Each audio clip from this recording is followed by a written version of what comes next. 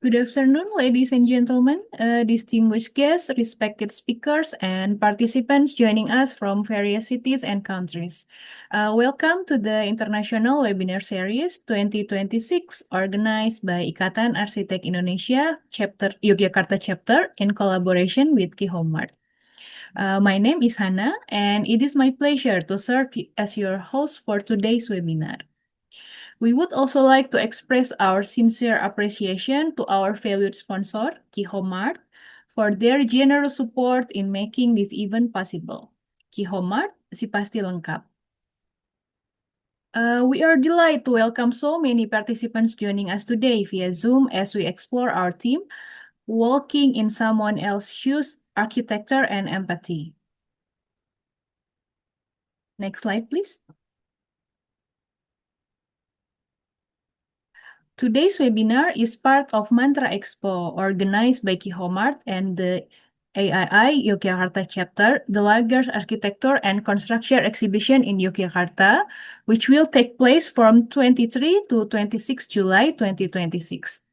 This event combines exhibition, talk shows, and workshops, bringing together innovation, collaboration, and inspiration in the architecture and construction ecosystem.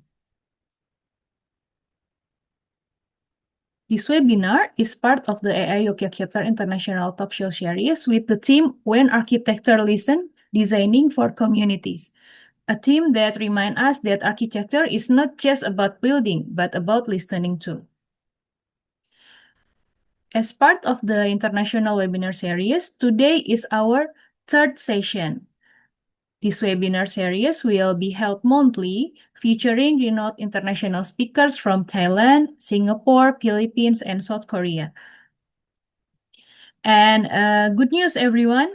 Don't miss our next webinar on 13 June 2026, featuring architect Kichu Lee from South Korea, with a special 25% discount for the first 15 registered with promotion code Qhomemart25. So for the audience, you can also read the webinar guidelines. Before we begin, allow me to briefly share a few guidelines for participants. This webinar will be recorded. By attending, participants consent to the recording. Please keep your microphone mute and activate it only when invited by the moderator. Participants are expected to maintain respectful and professional conduct throughout the session. Questions may be submitted at any time through the chat box. The moderator will invite selected participants during the Q&A session. As some materials are confidential, screenshots are strictly prohibited.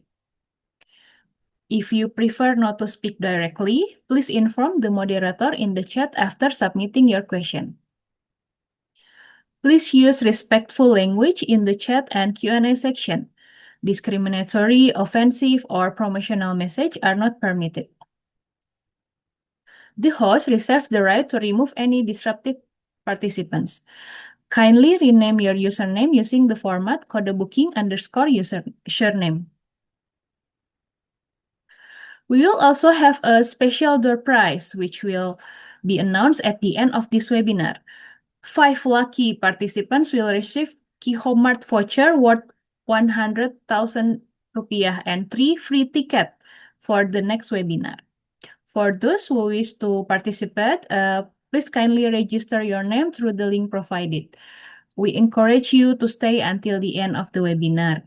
If a winner's name is announced but the participants has already left the session, we may redraw and select another winner.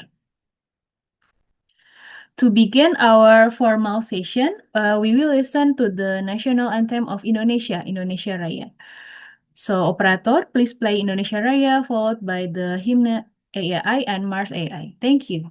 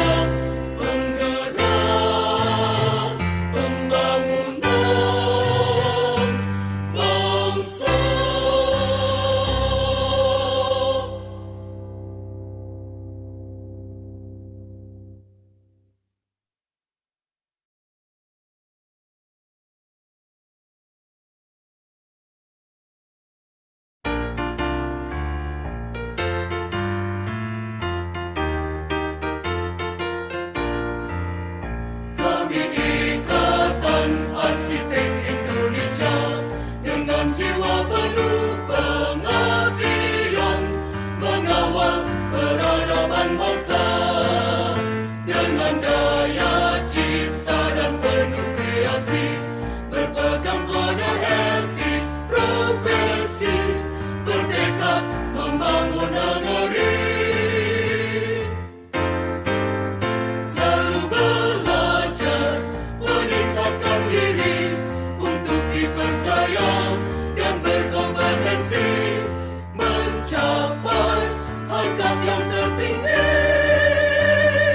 Padukan seni serta teknologi, ciptakan ruang dan tata masa untuk lingkungan binaan yang lestari.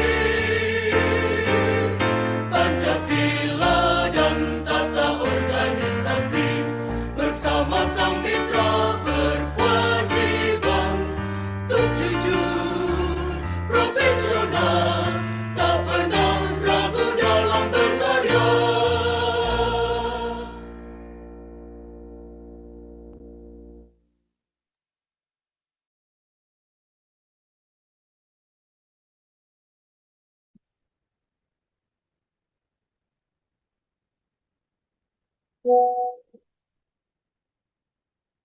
Ladies and gentlemen, before we begin, allow me to first introduce Mr. Hengki Sampati Huang, Manager Director of Qhomemart, whose support and commitment have greatly contributed to the success of this webinar series and the upcoming Mantra Expo 2026.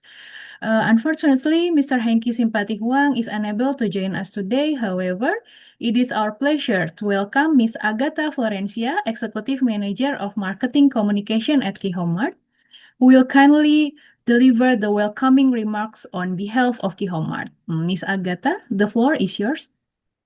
Okay, thank you, Mbak Hana. Good afternoon, everyone. Thank you so much for being here today. It's really wonderful to see so many architects, students, business partner, and creative friends getting together in this webinar. Today, I'm standing here on behalf of Mr. Henki, President Director of Qhomemart, who unfortunately could not attend because he's currently at another important event. But he sent his warm greetings and best wishes for all of you joining today's session.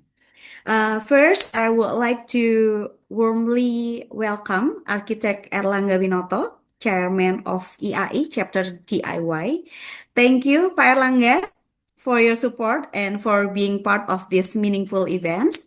And I would to say thank you as well for Architect Kawarismi Norisam, Chairman of Arcasia Committee in Young Architect. Thank you, Mr. Kawarismi, for always give your support for Road to Mantra Expo events. And very special welcome also to Architect Delano Marso. Mr. Delano, we are truly happy and proud to have you here with us today. Thank you for coming and for being willing to share your experiences, ideas, and perspective with all of us. I believe your journey and insight will inspire many people in this room today. And of course, to Architect Primavera Desta, Mbak Desta, thank you for being here today. We believe you will lead us into a very exciting and meaningful discussion this afternoon. Ladies and gentlemen, I personally think today's topic is very beautiful, walking in someone else's shoes, because architect is not only about building, drawing, or beautiful design. At the heart of architecture, there are people. How people live, how they feel inside a space, how a simple corner, lighting, material, or layout can create comfort, warmth, and connection. And maybe there is where empathy becomes very important. So not only designing with skill, but also designing with understanding and heart. As one of the biggest, most complete and trusted building material and home improvement distributor in Central Java and Yogyakarta, Qhomemart always support architectural activities, creativity, and business growth. We believe architects are not only creating spaces, but also shaping experiences and lifestyle for society. And for architects, contractors, developers, and business players in building materials and electronics, you always count on Qhomemart because we are always happy and proud to grow together and become part of your journey. Hopefully, today webinar is will bring not only new knowledge but also fresh inspiration and new perspective for all of us. Thank you once again for joining us today. Please enjoy the session and have a wonderful webinar. Thank you. Thank you very much, Miss Agatha Florencia, for the warm welcome remarks and for the continued support from Qhomemart for this webinar series and Mantra Expo 2026. Next, we are honored to hear remarks from the chairman of EIA Yogyakarta chapter. Please welcome Architect Erlangga Winoto, AIA AA. Mr. Erlangga, the floor is yours. Assalamualaikum warahmatullahi wabarakatuh. Distinguished speaker, respected moderator, fellow architects, colleges participants from Philippines, Bangladesh, Pakistan, India, Singapore, and across the region, good afternoon. On behalf of the Ikatan Arsitek Indonesia, Daerah Istimewa Yogyakarta, I would like to warmly welcome all of you to the Road to Mantra Expo 2 International Webinar Series Part 3. Today's theme, working in someone else's shoes.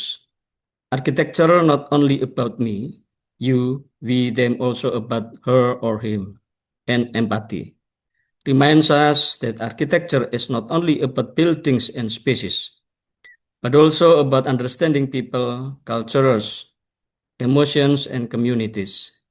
Empathy is what allows architects to design spaces that are meaningful, inclusive, and humane.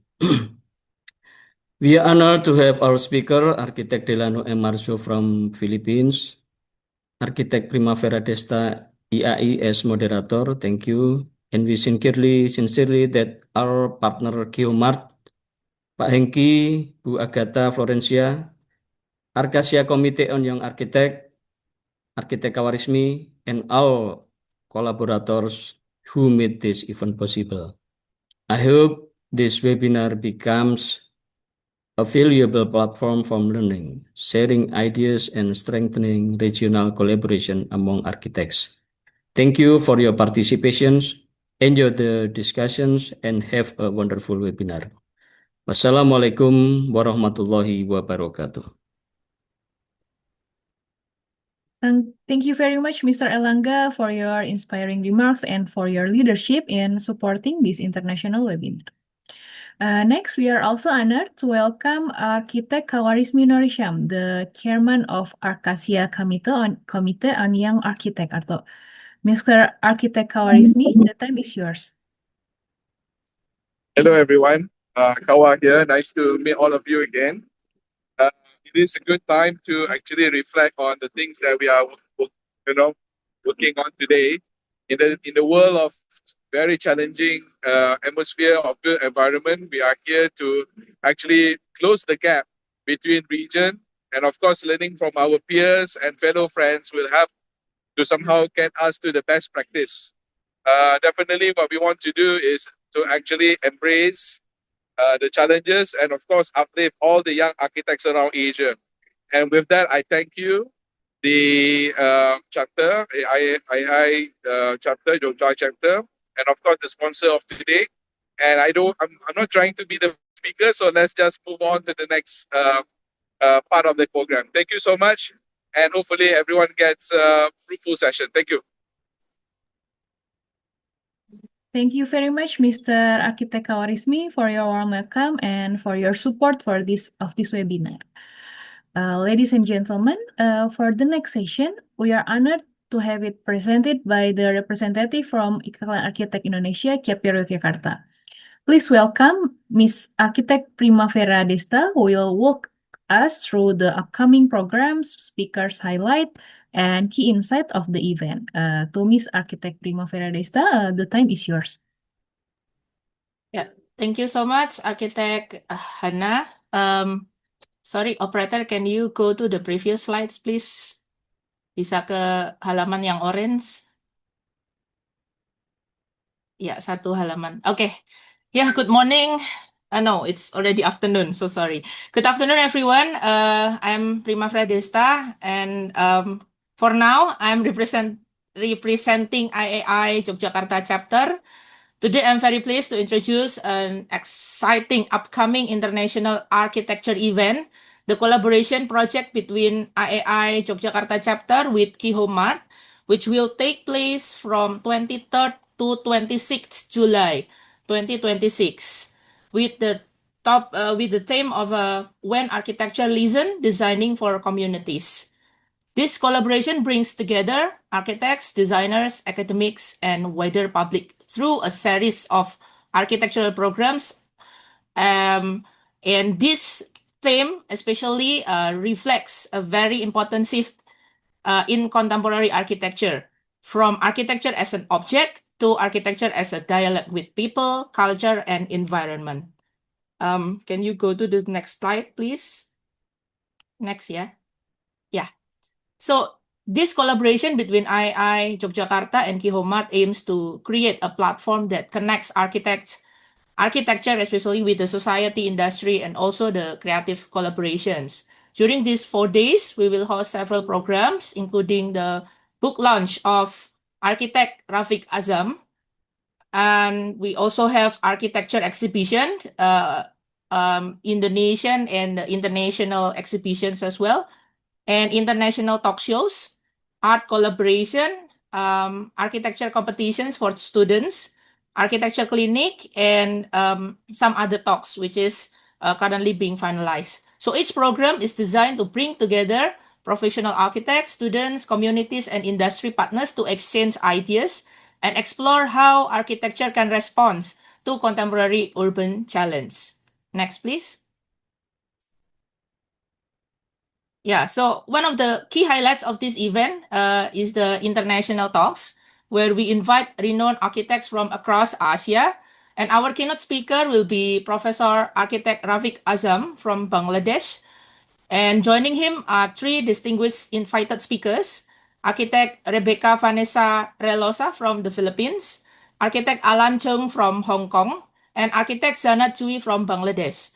So each speaker brings a different perspective on architecture, ranging from tropical design, sustainable architecture, placemaking, urban innovation, and community engagement.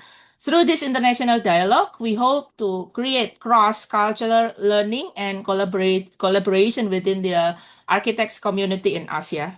Next, please.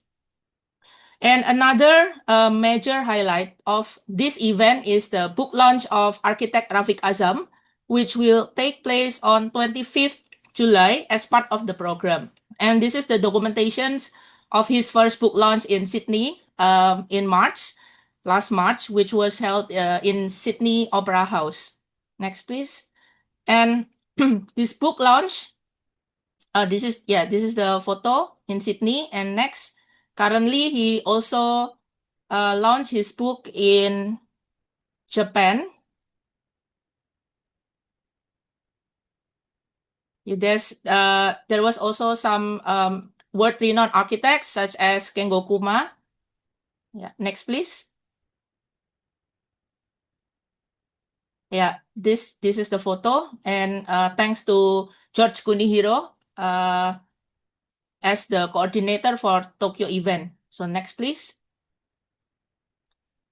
And this book launch actually will be held internationally, including Indonesia, and Yogyakarta and II Yogyakarta chapter are so honored, particularly as one of the coordinators for this book launch. So next, please. And these are the coordinators for the book launch. Yeah. Next, please. And Rafiq Azam itself, he is a highly respected Bangladeshi architect and principal architect of Shatoto Architecture for Green Living in Dhaka. Yeah, next please. His work is widely known for its sensitive response to tropical climate and dense urban environments. Many of his projects integrate natural ventilation, water elements, and so on. And these strategies create architecture that is not only environmentally responsive, but also deeply connected to human experience and urban life. So next, please. Yeah, so during this session, with Rafiq Azam, yeah, next, please. Participants will be also join several activities, including the official book launch itself, the keynote presentation of his design philosophy, a panel discussion with Indonesian architects and also the academics, an audience question and answer sessions, book signing, networking reception, and also special exhibition and film screening. So this will be a rare opportunity for architects and students, especially those who are in Indonesia, to engage directly with one of the leading voices in tropical architecture. Jadi teman-teman yang ada di Indonesia, dimanapun berada, disiapkan mungkin tanggalnya bisa main ke Jogja, sekalian bisa main ke Mantra Expo. And for those who are living overseas, and maybe you think to come to Yogyakarta, we are very happy. We will very glad that we can welcome you. Next, please. And the other international speakers, the first is Jannat Jui from Bangladesh, Bangladeshi architect and sustainability strategist. She's currently served as a head of design at Shatoto Architecture for Green Living and also founder of Jannat Jui Architects. And her focus on sustainable architecture, luxury design, residential design, and landscape architecture, combining environmental awareness with refined spatial design. Next, we have architect Alan from Hong Kong. He is the co-founder and managing director of One Byte Design Studio, a firm specializing in placemaking and urban design innovation. Alan's work explores how architecture can activate public spaces and strengthen community interactions within the cities. His professional experience include working in New York, London, Hong Kong, bringing a global perspective to urban design. And finally, next, we have architect Rebecca Vanessa Relosa from the Philippines. She is the CEO of ASRF Innovative Solutions and also a lecturer at National University Fairview campus. Her professional work focuses on residential architecture that integrates natural surroundings and environmental contexts. She is also actively involved in academia and architectural education, including serving as a reviewer for design studios. So next, through this collaboration between II and Qhomemart, we hope to create a platform where architecture can engage more closely with the society. Architecture today is not only about buildings, but also about communities, environment, culture, and the future cities. So we warmly invite architects, students, researchers, and the design enthusiasts to join us in this event from 23rd until 26 July 2026 in Yogyakarta. Let us explore together how architecture can truly listen, respond, and design for communities. Thank you very much, and we look forward to welcome you at the event. Thank you. Thank you, Miss Primavera Desta, for the wonderful overview. And once again, we warmly invite all participants to join the Mantra Expo 2026 in Yogyakarta. It will be a great opportunity to experience these programs firsthand. Next slide, please. This event will not have been possible without the generous support from our sponsor, Qhomemart Si Pasti Lengkap. We will now move to a short session from our sponsor. Please enjoy the video presentation from Qhomemart.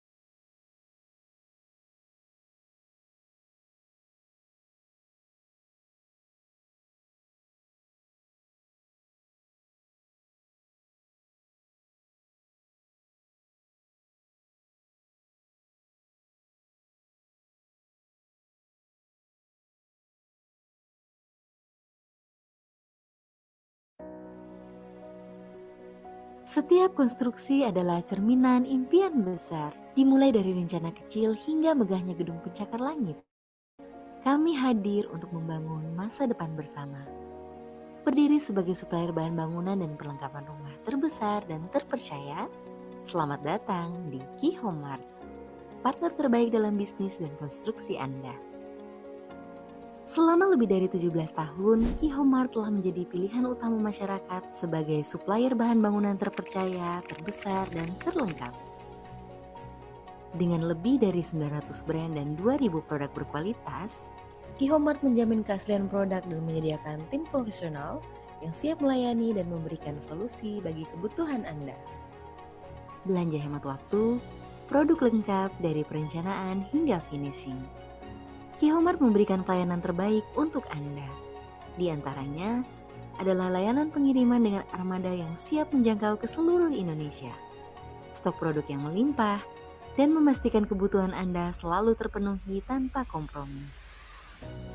Menjual produk dan memastikan kepuasan pelanggan adalah tujuan kami. Memberikan layanan after sales dengan proses klaim garansi yang mudah hingga ketersediaan spare part untuk kenyamanan Anda adalah keunggulan kami. Qhomemart telah mendapat pengakuan melalui berbagai penghargaan dan sertifikasi, sehingga dipercaya menyuplai ribuan proyek nasional termasuk proyek-proyek ikonik di seluruh Indonesia. Bagaimana Qhomemart di mata pelanggan dan mitra? Kami sudah berteman, bermitra, berpartner dengan Qhomemart sudah cukup lama, lebih dari 10 tahun. Pilihannya banyak, pelayanannya juga bagus, sangat membantu kita saat kita kesulitan mencari barang atau bahan. Ini adalah toko yang menurut kami besar, sehingga kami mengamati juga produknya juga Setiap konstruksi lengkap. adalah Dari situlah cerminan kita impian mulai besar, dan dimulai ternyata dari bekerja rencana sama tuh kecil berlanjut, hingga megahnya gedung pencakar sampai langit. hari ini. Kami Saya mengenal hadir untuk Qhomemart kurang membangun lebih masa depan 15 bersama. tahun yang lalu. Berdiri Pengalaman sebagai saya supplier memilih bahan kerjasama bangunan dan dengan perlengkapan Qhomemart rumah karena di terbesar dan samping kualitas terpercaya, produk yang selamat ditawarkan datang sangat di bagus dan juga Qhomemart, servis partner terbaik pelayanannya dalam yang bisnis sangat dan ramah luar konstruksi biasa Anda. mengenai ketepatan pengiriman Selama lebih dan dari juga 17 sales yang tahun, ramah-ramah. Qhomemart telah Qhomemart menjadi pilihan memiliki utama semua masyarakat yang sebagai kamu supplier bahan bangunan terpercaya, terbesar, dan terlengkap. Yang paling penting Dengan adalah lebih salah dari satu yang 900 brand dan menjadikan 2.000 kami produk memilih Qhomemart berkualitas, adalah selama ini Qhomemart adalah menjamin jaminan keaslian supply. produk Qhomemart dan memiliki menyediakan tipe yang tim sangat profesional representatif, yang siap melayani dan sehingga memberikan kami tidak solusi perlu lagi bagi kebutuhan khawatir Anda. tentang suplai barang. Belanja hemat waktu, Yang kita sukai produk membantu lengkap kita dari lah dalam perencanaan mencari hingga finishing. material yang baru. Qhomemart juga memberikan pelayanan terbaik ketersediaan untuk barangnya Anda. juga Di selalu ada. antaranya adalah layanan pengiriman dengan armada yang siap menjangkau ke seluruh.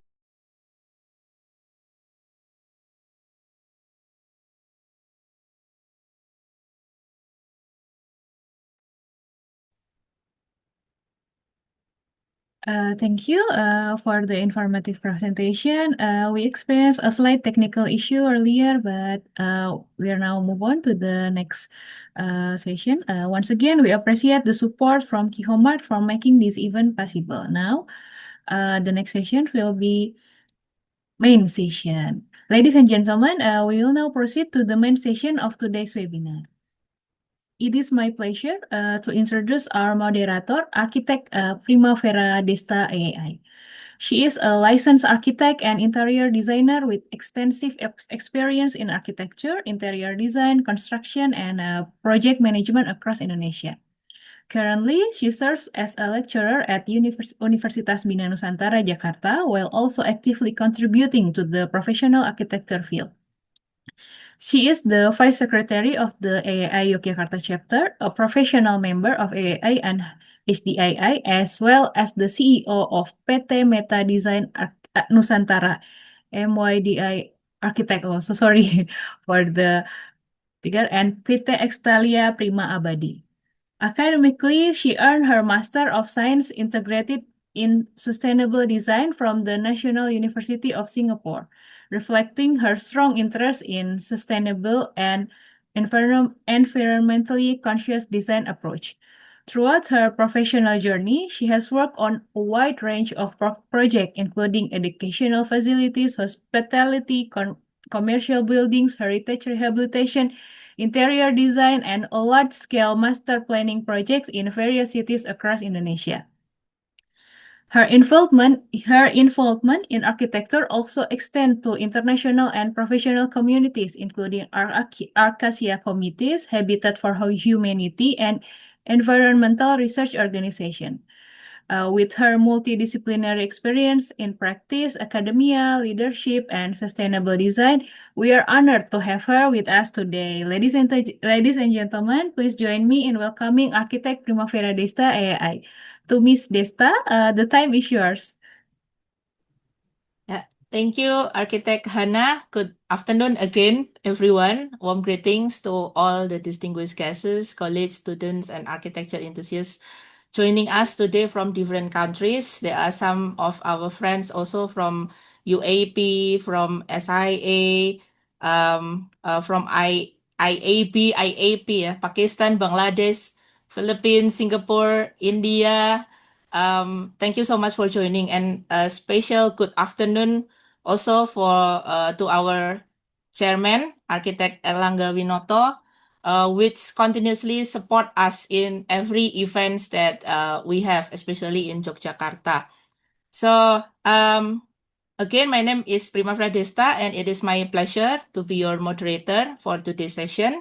Operator, mungkin bisa share screen untuk screen-nya Len. Yeah, so today we are going to explore a very meaningful topic that is titled Walking in Someone Else's Shoes, Architecture and Empathy. This topic is actually coming from our amazing speaker, which is Len. And of course, it's very interesting for me, and I'm sure with everyone as well. Because architecture is not only about building, aesthetics, or technology. Also, it's a core. Architecture is also about people. It is about understanding how people live, move, feel, struggle, heal, gather, and experience space. So this topic reminds us that good design begins with empathy, the ability to truly understand the needs and perspective of others. So we are very honored today to have with us our speaker, Architect Len Marzo from the Philippines. Thank you so much, Len, for joining us and sharing your valuable insight later. And also, before we begin, I would like to inform all the participants that this webinar carries KUM IAI ya, so CPD points. Jadi Anda yang anggota IAI nanti yang mendaftar gitu ya, ada silakan info juga nomor anggotanya sehingga bisa dapat KUM IAI gitu ya. And we kindly ask everyone to stay until the end of the session because we also have some more fun things like a door prize and else yeah at the end of the event. So, well, we are honored to introduce our guest speaker today, a dynamic leader with nearly 2 decades of experience shaping the country's foremost architectural and engineering consultancy landscape. He currently serves as an assistant vice president and junior partner at Visionary Architecture in the Philippines, where he drives the firm's strategic initiative in project management, business development, and sustainability. He started his career as a project architect with NS Manggio and Associates, where he was part of the diverse team which developed the 1,000-hectare Eaton City Master Plan and was project lead for the proposed Clark International Airport redevelopment project. He then joined the MCI Homes as a senior architect in charge of pre-design, technical, and financial feasibility studies. So prior to his current role with Visionary Architect, he was the vice president for the operations and eco solutions, where he oversaw multiple departments: design management, MEPF, sustainability, and their delivery of MEP services for mid to high-rise residential and office condominiums, hotels, healthcare, retail, and mixed-use developments. He also led low-density residential estate planning inclusive of architectural and infrastructure master planning. He was concurrently in charge of commercial operations as business development head during that time. So passionate about continuous learning and professional development, he completed the management development program at the Asian Institute of Management in 2013 and is currently taking up real estate management in the La Salle University College of San Benil. And he is a passionate advocate for green building and holds various sustainability credentials, including being a certified BERD professional for building and districts health and well-being AP, advancing net zero AP, a lead green associate, an age expert, and also age auditor. Wow, so he has everything. He has actively sought membership and participation in local and international professional organization. He is an international associate of the American Institute of Architects and a member of American Society of Safety Professionals, a fellow of Royal Institution Singapore, and building operators and managers of Philippines and the Project Management Institute's Philippine chapter. Since the beginning of his career, he has been active in the United Architects of the Philippines, UAP. He served as a chapter president of UAP Fort Bonifacio Taguig chapter from 2009 until 2011 and chaired the UAP Committee on Chapter Membership, Organization and Welfare in 2013. He was B3 Regional District Director in 2018 and past chair and vice chair of the committee by laws in 2019 and 2020 respectively. So, oh my God, this speaker today is super amazing. So, without any further information, ladies and gentlemen, please welcome our speakers today, Architect Len Marzo. Hello, Len. Hello. Hi. Good Afternoon. afternoon, Desta. Can you It's hear nice me? to see you. Yes, Oh, yes, very well, clear. yeah. Very, Yeah, very happy to see not just you, but everybody. But before we go on to the formalities, I'd like to thank, of course, the Ikatan Architect Indonesia for the invite, especially the IAI chairman for Jakarta chapter, Architect Erlanda Winoto. Good afternoon, sir. Pleasure to see you this afternoon. And I hope I get to know you personally in the coming months or years. Also to the AKYA chairman, Architect Kawarizmi Norisham. I think he's still around, so good afternoon, sir. And of course, my very good friend who I met earlier this year, Architect Primavera Desta, who has become a very, very good friend since then. So thank you for visiting the Philippines, thank you. last January. And I hope to see you soon, again in person. Sure. And yeah, of course, all of the IAI architects in attendance this afternoon, as well as the architects in other countries, coming from the Philippines, from Pakistan, and in places all over the world. Welcome, welcome, and thank you for spending your Saturday afternoon with us. Probably to learn a thing or two from today's lecture.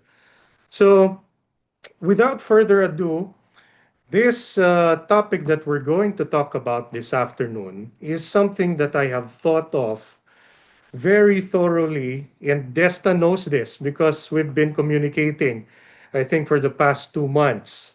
And as soon as I saw the topic for your annual convention, I thought of doing something more touching, something closer to the heart, because I was always used to sharing lectures about project management, about integrated project delivery, about sustainability, and all of these things, which are very highly technical in nature. But for today's session, this is something special because, as I mentioned to Primavera Desta, this is actually the first time that I'll be delivering a talk, in this nature.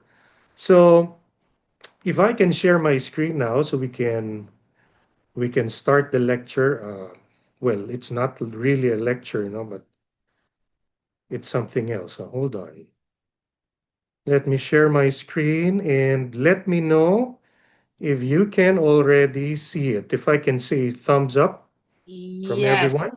Um, yes, Okay. already full screen. Thank you. Okay. Very good. Very good. So I hope everybody's ready. And as I mentioned earlier, this actually is more of a storytelling, a case study of a project, rather than a technical lecture. Okay, so this is coming from a first-hand experience because what you will be seeing in the talk this afternoon is something that I have personally experienced as somebody who has done meetings in this place, in the vicinity, in this city, as someone who has commuted from where I live and to where this place is. So, in the past years, it's very difficult to associate empathy and architecture because in the recent years, only psychologists, only doctors talk about empathy. Sometimes our relatives, sometimes our friends, when we go through something, especially when we're emotionally distraught, something like that. And that's where sympathy and empathy comes to play. But in the parlance of architecture, very seldom do we hear the word empathy. But little do we know that empathy is one of the greatest things, one of the greatest considerations that we can consider when designing our projects, especially when designing communities. So, what is social empathy or architecture empathy? It is seeing how people have lived and have moved through the city and understanding their plight over the course through time. And more importantly, as architects, we do something about it. And as architects, we have the power to do exactly just that. But even before the first sketch or the first line is drawn, we need to understand the situation. Hence the title, Walking in Someone Else's Shoes. We need to be able to immerse ourselves in the design exercise we'll be doing, experience the things that the client or the end users are experiencing for us to be able to come up with solutions. So the first part of this talk will be zeroing in on the context of Makati City. Some of you might have already been through the Philippines and have visited Makati City. For us to understand Makati City, and long before it became the Philippines' home for the biggest homegrown and foreign businesses, Makati was once a large swath of land in the middle of Metro Manila called Hacienda de San Pedro in the 1900s.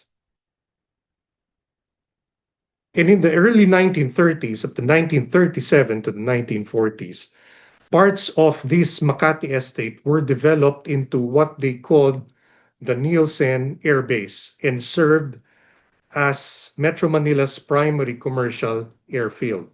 Up to this very day, the control tower of this Nielsen Airport is still very visible and has then been converted into a small library as an adaptive reuse. No, so rather than um, demolishing the building, they reused it. And as you can see in the image, there's sort of a letter Y, which serves as the runway and the taxiway of the airport. This has now become the Ayala Avenue. So they just improved this runway and converted it into the main business district. So in the early 1960s, following the airport's closure, the Ayala family initiated the area's planned redevelopment. By the 1950s to the 60s, Makati was evolving into a central business district with Ayala Avenue as the primary commercial spine. And then completed in 1961, the Intercontinental Hotel, which you can see at the foreground of the image, was the first five-star hotel in Makati located along Ayala Avenue, reflecting emergence as a major business district and hospitality center in Metro Manila. The hotel served the local upper class needing an upscale weekend pampering, corporate businessmen and foreigners alike and it served as a lavish symbol that served also as the gateway to the country's financial district. And why not? Makati needed a beacon, and the Intercon provided exactly what it needed during that time. So what you can see now is the Ayala Avenue. So part of this was the former runway, which was then converted into the major thoroughfare of Ayala. But as the decades went by, the hotel's parking lots were converted to public terminals, and for some years, it was effective but not comfortable, centralized but very, very congested. The hotel finally ceased operations in 2015 after 46 years and marked the end of a significant phase in Makati's development and the continuation of evolution of its urban fabric.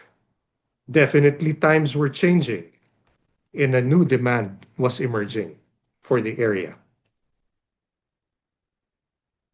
So this is a photo of the Makati Business District in 2021, and it looks very, very similar to present day. But as every city evolved, so did the way it was experienced. Now here comes the challenge. Both old and new challenges often bring harsh conditions that eventually shape everyday urban life. So the question is, what does the really feel like at ground level? Because if you look at it from above, it looks very progressive. It feels like there's no challenge, there's no problems, being experienced in that particular city. And oftentimes, the circumstances become our norm, no matter how inconvenient they may be. Why? Because we have no choice but to live with it, or simply toughen up to thrive. And we Asians are very known to be thriving in difficult situations such as this one.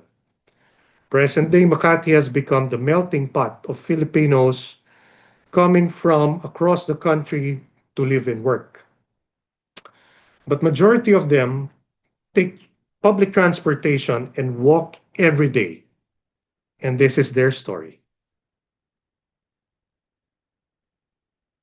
From Monday to Friday, or sometimes even Saturday, we experience the same scenario every single day.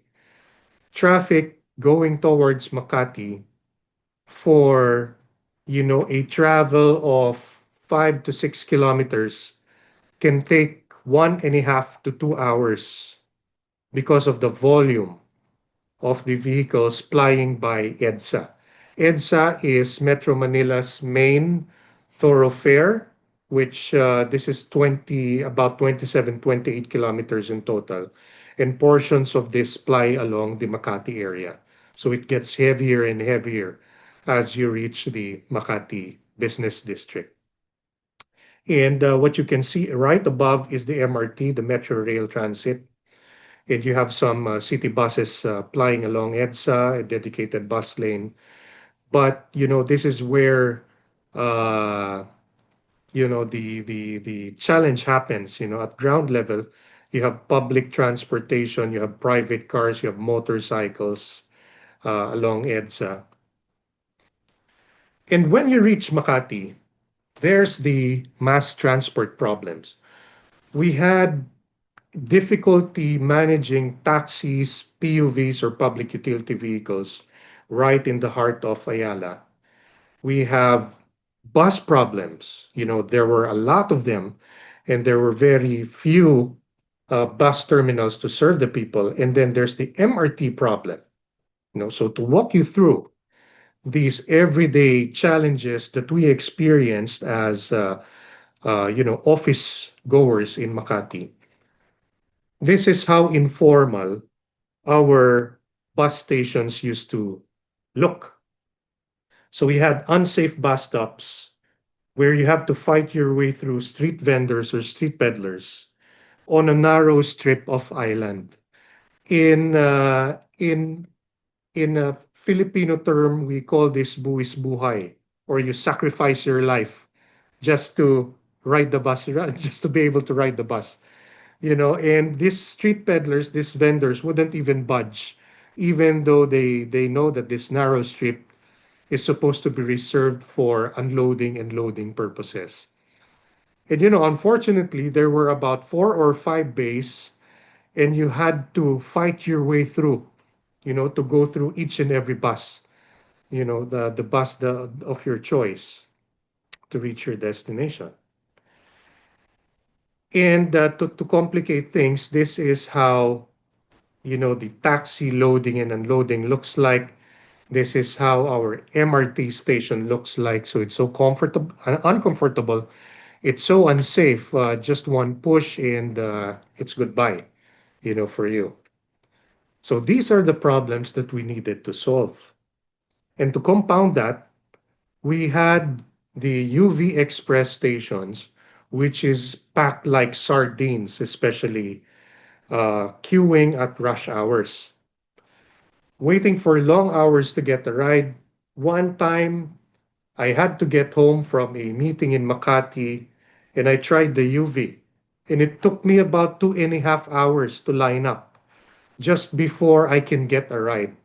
And mind you, one UV Express can only accommodate about 12 to 14 people, 15 at max. So imagine hundreds and thousands of people lining up just to get a ride, especially those who are coming from, long distance and waiting in line just to get home. Imagine their ordeal every day. And there's the mobility problem as well.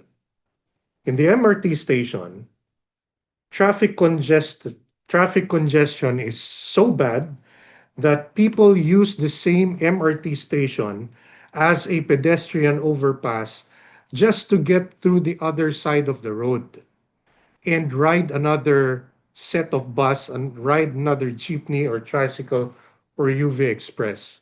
So you can just imagine how compact, how dense and how hot this place can be every day, every single day.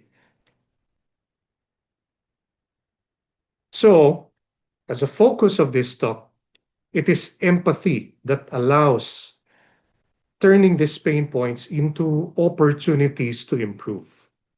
Once we understand these pain points, we can think thoroughly through and propose not just mere solutions, but solutions that actually work and actually matter to the community. And what is the solution? It is the One Ayala Avenue project. And One Ayala is a 400,000 square meter project with urban mobility as a core experience. So earlier, during the earlier segments of the talk, you were able to see where the Intercon Hotel used to stand. And that's exactly the spot where we put up One Ayala. Okay, so we put down the hotel was demolished and something more meaningful was developed and constructed.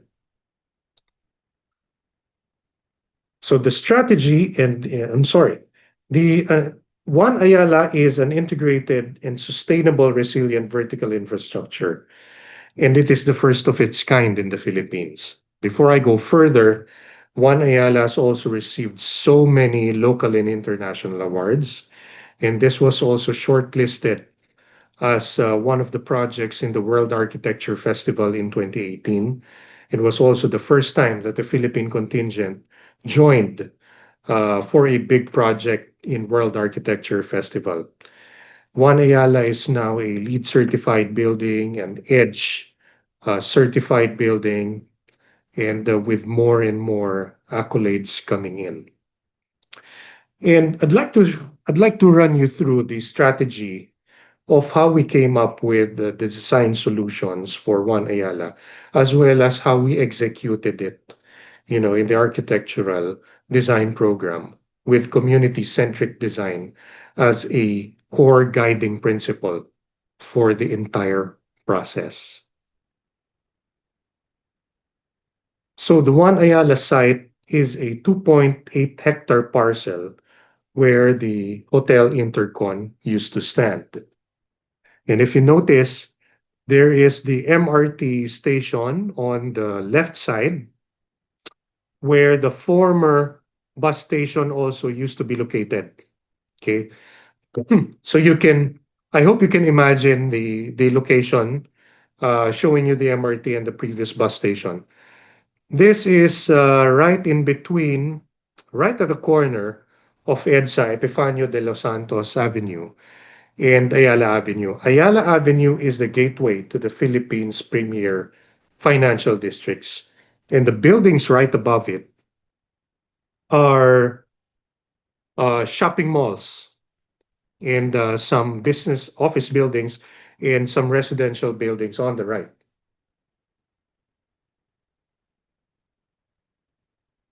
So the problem called for integration of the transport system, unifying the requirement of our public utility vehicles, our buses, and a better experience for the MRT.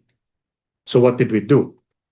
Recognizing all these needs, what we did was to integrate a transport terminal for the PUVs, the passenger jeepneys, and the UV expresses at the front, at the ground, at the basement of the property. So these are small modes of transportation which can easily enter through the ground level all the way to the first basement. And how we did that was to improve the experience by providing air-conditioned, comfortable waiting areas or lounge areas for the passengers. And the developer is also thinking of integrating an app-driven mode of reserving, for your ride so that you don't have to queue 2 hours or 3 hours just to wait for your ride. But the question is, where do you go? Even though you come out of the office, say at 5 p.m., you want to get home at 5:30 or 6 p.m. with some time to spare. One of the solutions that we have come up with is something I will talk about in a few minutes. But to continue, we also had to solve that problem of the bus station, clogging up EDSA and causing probably 80% of everyday traffic in that area. So what we did was on the ground floor, we built that bus terminal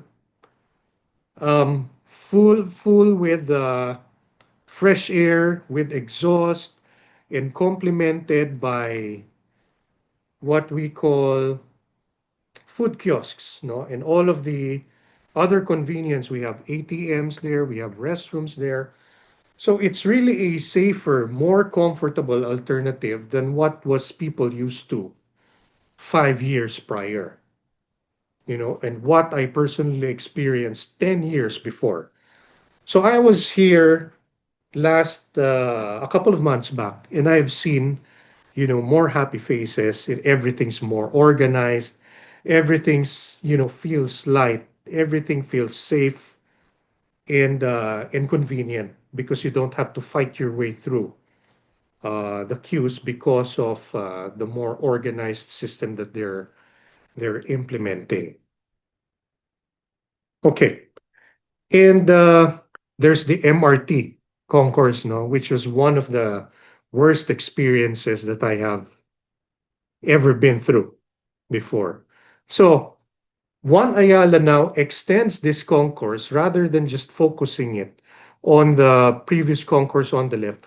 We extended this and we call this the pedestrian highway because it provides a safer, wider passageway for the pedestrians to enjoy. And this is also lined up with some food kiosks, as you go through different areas of Makati City. So we interconnected this to the MRT station. And at some portions of the building, we have a 5-level podium, and all those 5 levels, or at least 4 levels of that, have been designed as a covered, safe, and intuitive circulation systems that enhance movement and accessibility so that people won't have to cramp in a particular space. So these corridors, these hallways, these passageways now have provided people with option whether to take first, second, third, or fourth level, depending on where they want to go. Okay, so this answers the question a while ago. What if, I want to spend a little more time in the area before coming home? What if I need to grab some groceries? What if I need to go to the bank or have a haircut or go to a nail spa? We have provided a 4-story mall integrated into the transport terminal with an atrium at the middle. So One Ayala is so packed, especially if we have weekend activities there. We hold concerts, we have shows, we have sometimes we have dog shows, we have kiddie shows there, something for the community to enjoy, and it caters to all walks of life.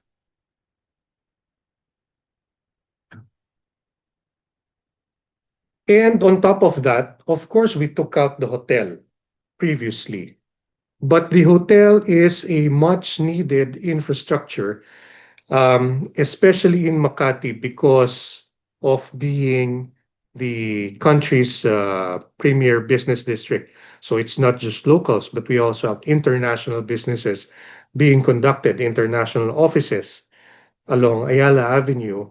And hence, the developer decided to bring back the hotel, but in this case, under a different brand. It's not the Intercon anymore, but just the same, it's the hotel. So you can see here the podium that I was telling you more about a while back. So this is lined up with restaurants. And aside from the hotel, we also have serviced residential suites.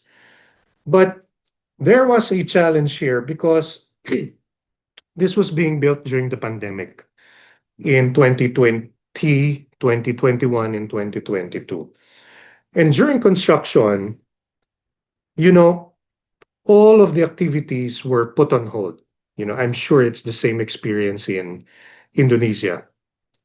But this particular project had a very, very different, peculiar experience because even during the pandemic, there were clamors and demands for additional office space, probably because of the address and the different attributes that One Ayala had.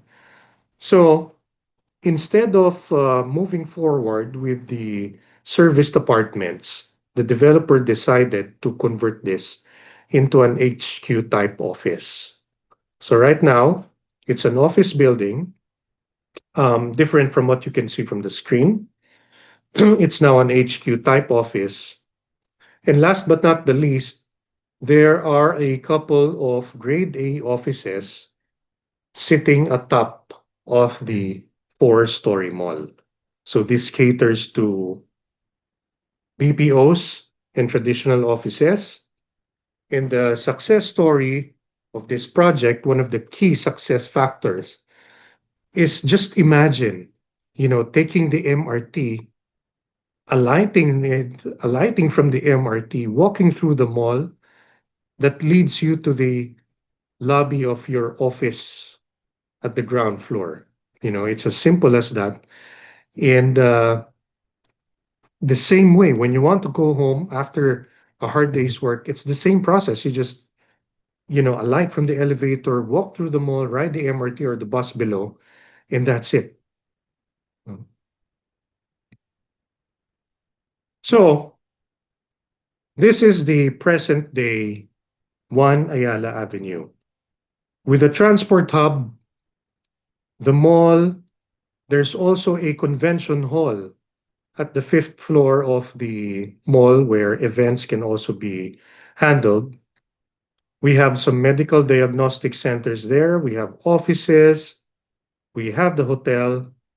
One Ayala has become a living ecosystem, serving not only the elite demographic as it used to, but people from all walks of life. And this, ladies and gentlemen, is its success story. But the search for value in design never ends. In Vision Arc and as architects, we see each project as a different challenge to solve, requiring unique solutions for each. So, what I'm showing you right now is our exhibit booth when we join um, the convention exhibit, the UAP annual convention, which is held every April.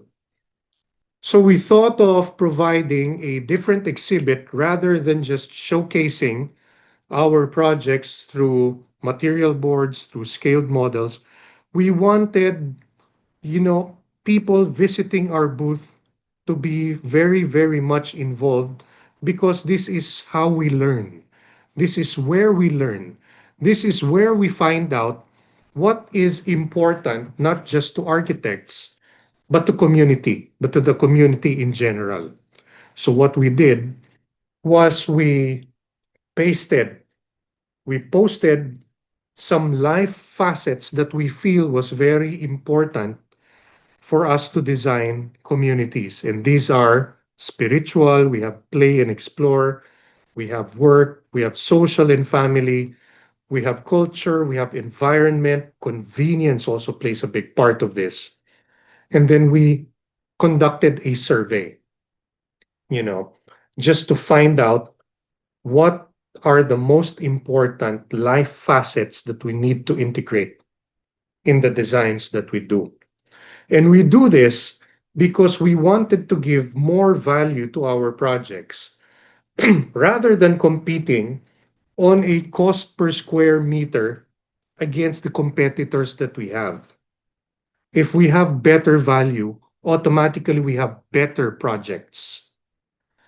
And proof of that is that since we integrated this life-centric approach in our projects, which helped out not just the biggest developers, but more importantly, the startup developers in the Philippines, they have realized faster, turnaround time in selling their units or their properties, may it be residential or offices for lease.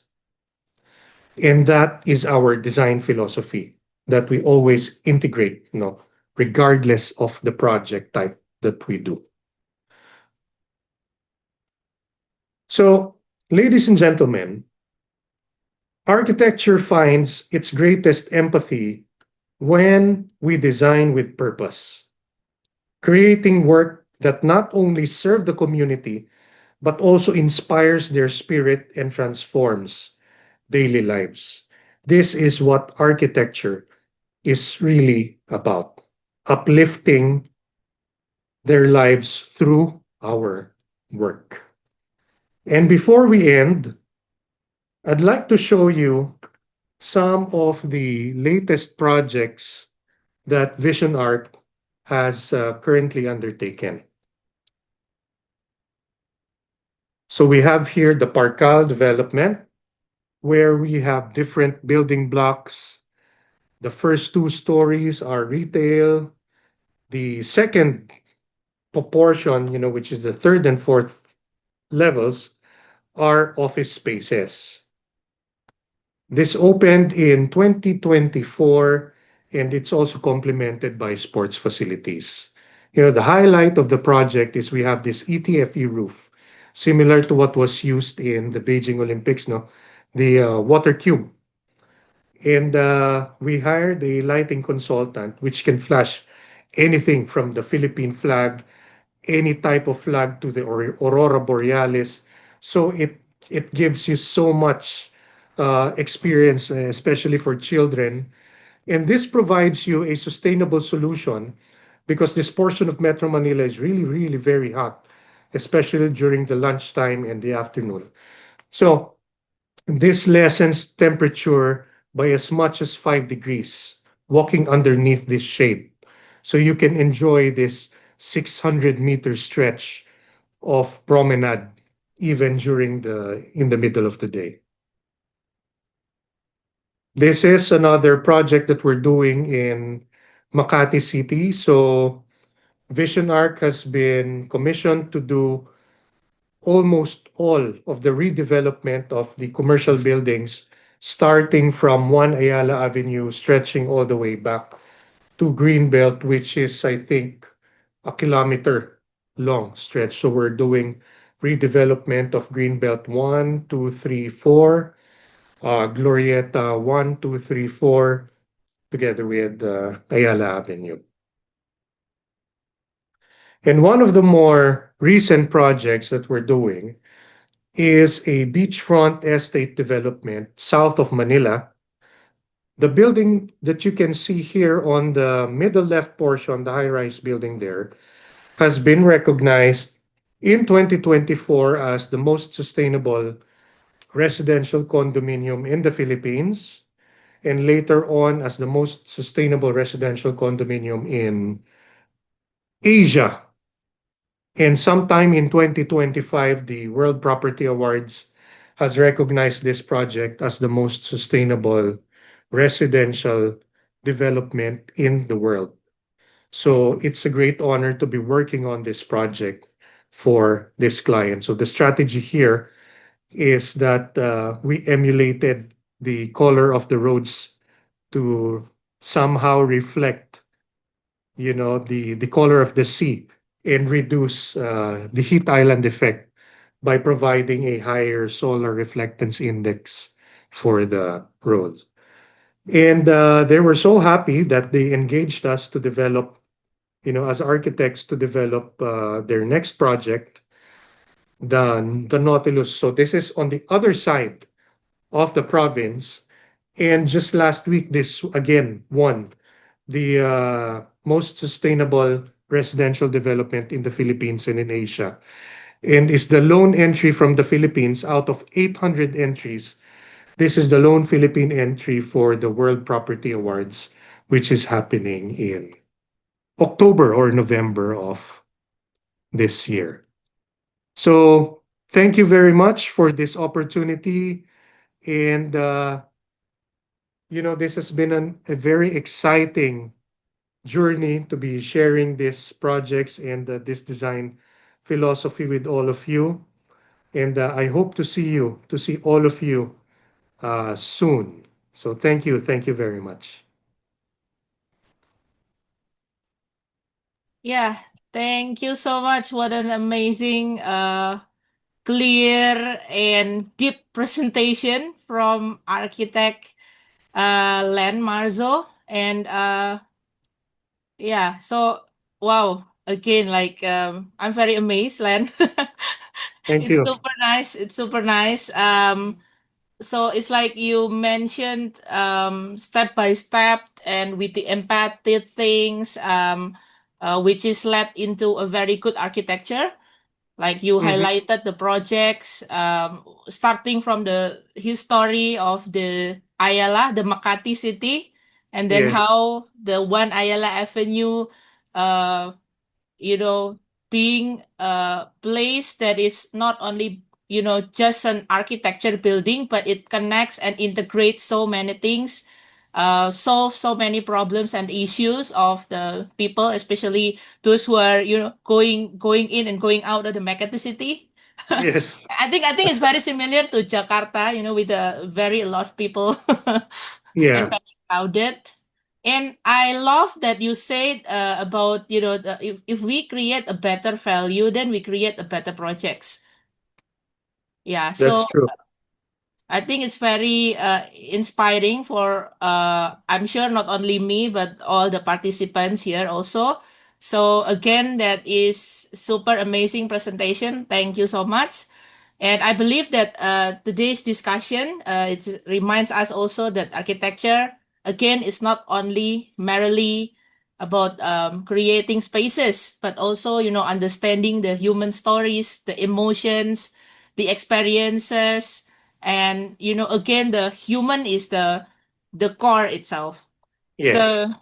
right. So now I think we will continue to the question and answer session. So for all the participants who would like to ask questions, please kindly raise your hands. Maybe with uh, the reaction one you can find below the menu, or just simply write your question on the chat box.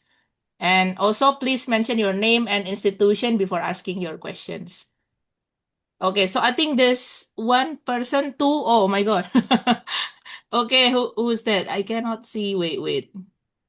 So who's raising hands? Architect Hana, and who's the other one? Oh, sorry, it's gone already. So maybe the first person who raised your hand, maybe you can just unmute yourself and ask the question directly to Architect Len Marzo.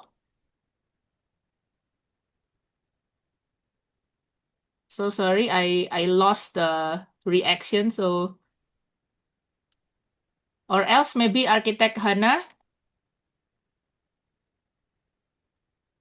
you please to unmute yourself and then just ask the questions directly.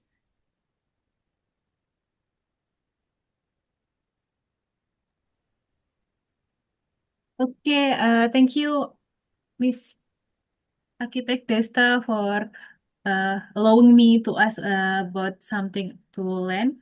So, what's the difficulties about designing something that maybe uh, go to the public or people, but not to some private sector or government or anything that against the public uh, common. I mean, aku pakai bahasa Indonesia aja ya Mbak Desta ya. Nanti tolong Yeah, ditranslatein ya supaya Boleh. I cepat.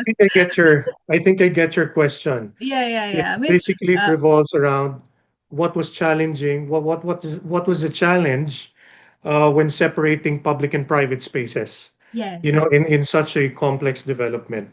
Well, that's a very good question, and it took some time for us to, really solve these mobility problems. Because, as I mentioned earlier, that corner of EDSA and Ayala Avenue is actually the busiest portion of that gateway to the city. Now, a key component or a key consideration when we designed that is the security and mobility. So we had to separate the public spaces.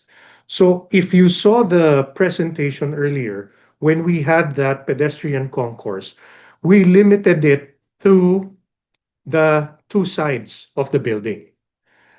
That way, people can go through without heavy security, lead them to either the other portions of Makati City, or make that as an entryway to the mall. So the mall, the commercial component, is the sort of where they accept the public into that space. And of course, we have lined up security guards along those areas. But you cannot go directly from the mall to the offices.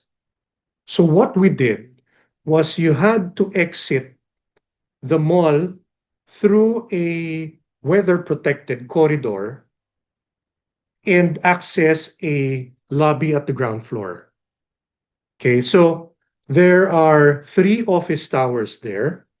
So you had to somehow go out of the mall, walk a bit, and then you're greeted by the office lobby there, so that the people don't get mixed between the mall and office lobbies. And it's a similar experience when you want to go to the hotel. there's a separate hallway that exclusively leads you to the elevator lobby of the hotel. So that's how we separated the spaces. Okay, I imagine how hard that be because the previous presentation tell us about how dense, how many people's there, and Yes. uh, you then design something that maybe separate some of the people there, so it Yeah. not dense again or not too uh crowded there again. Gitu. I imagine how hard that be, and that's a good Yeah. plan, I think. Yes. And it's also the reason why we limited the transport terminals to the ground floor and the lower ground floor, because we recognize that the heaviest traffic happens on these two areas, the ground floor and the lower ground. And if we limit, we manage, we control the pedestrian traffic on these two areas, then the only people that will really traverse your upper levels are those people with businesses to do on the upper floors or in the offices. So there's really that segregation to minimize that mix up between pedestrian amongst that pedestrian traffic.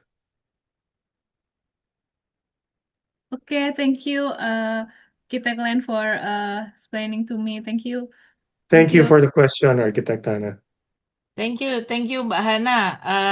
Yeah, so very amazing because again, like I think the integration between one points into the other points, integration's not only about the vehicles, but I think the people will be the most important one, and they move, and Yes. you know yeah, that will be very challenging, I think. Mhm. Right. That's very true. Okay, so we have another person who will ask you questions. One of a lecturer from Universitas Kristen Duta Wacana from Yogyakarta. So Pak Henry Feriadi, you may unmute yourself and please kindly ask the questions. Yeah.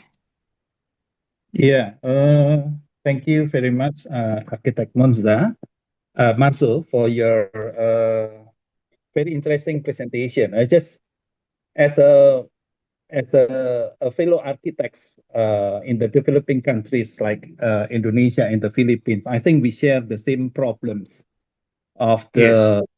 the traffic jam and also the unplanned development on the central business district. Yeah. My first question, I would like to hear your sharing because it's quite difficult, yeah, for the such prestigious One Ayala locations, which is I assume to be very pricey, very expensive uh, land, a piece of land, and then how you can convince the owner, the project owner, to sort of like sacrifice their area, providing the bus terminal and also the connection to the MRT station Yes. and so on. I think that's really takes probably a bigger effort to convince them because we understand that sometimes the business people will calculate what is the return on investment if I sacrifice the 1,000 square of meter in the lower ground floor Yes. and the ground floor, right? And then Yes. how I can compensate, this project is still profitable for me, yeah, for Mhm. the view of the business owner, yeah. That's one thing, Yeah. yeah. The second Mhm. thing, how is the involvement of the government as maybe the government of the Metro Manila or the Manila governments to be involved in this kind of a huge super block development, yeah, because it's really create the impact that this is the potential to sort of like to solve the problems on the public transportation as well. And Yes.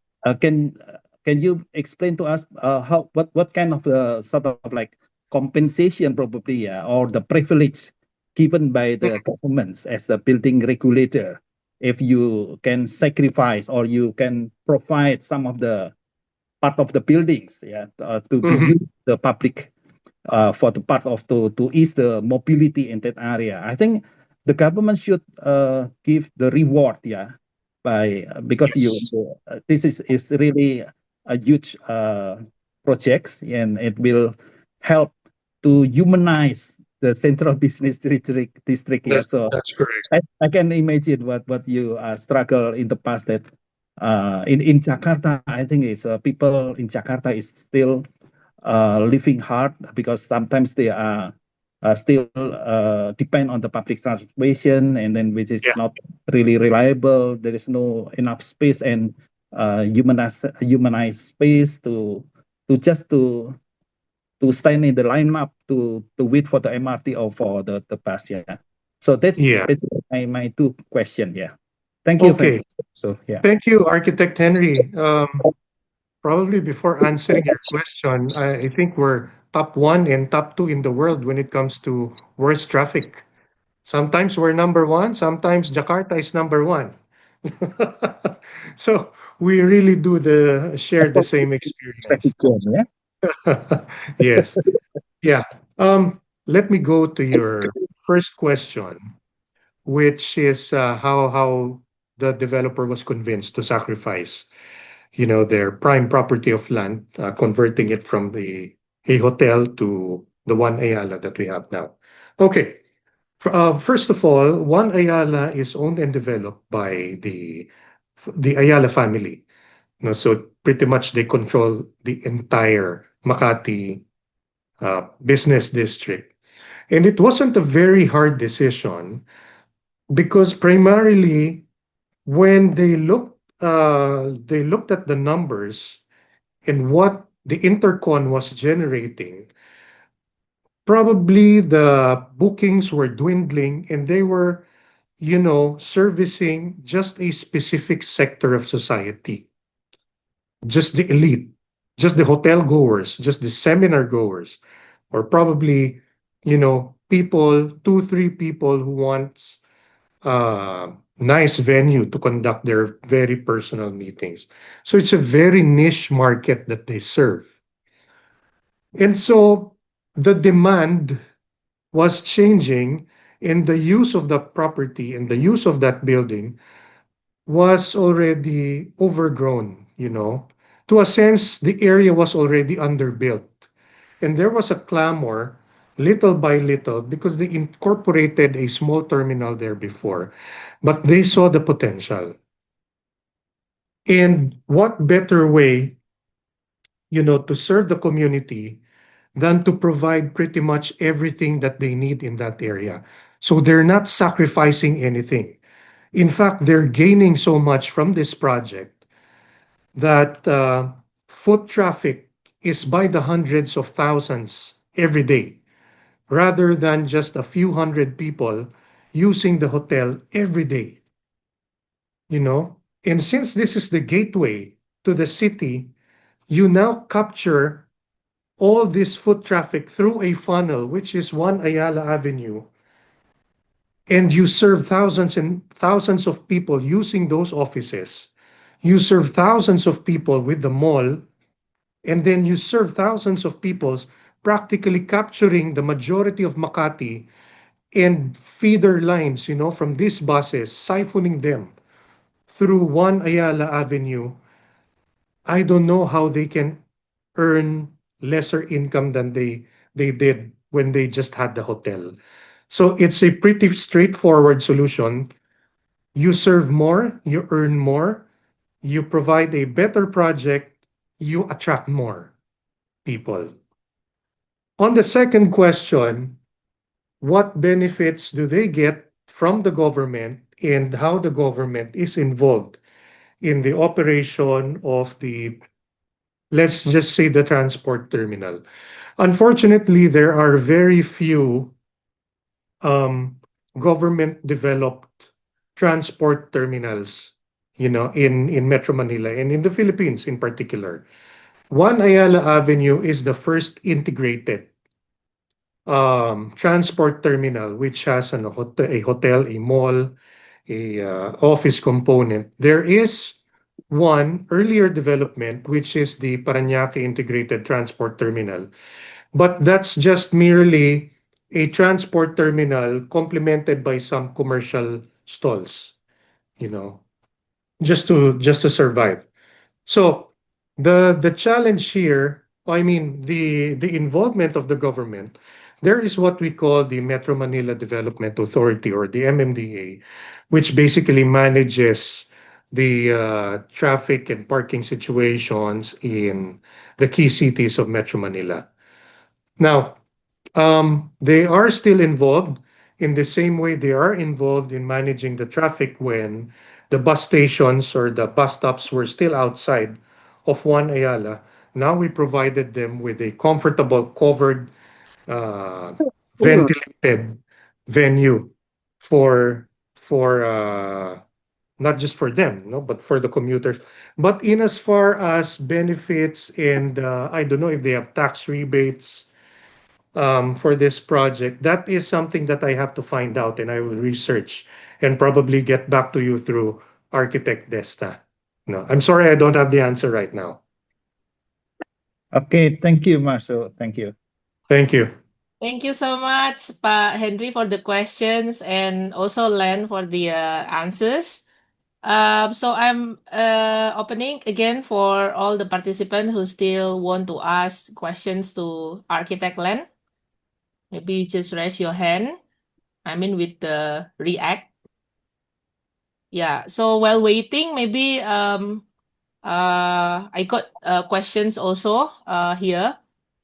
Architect Len, your projects, the One Ayala Avenue, I think it has a very long history, and not only very long history, but also a big problems previously. Really, I think it's a very important thing that we need to, create a space which is better for people, etc., etc. But to design something like that, I think it's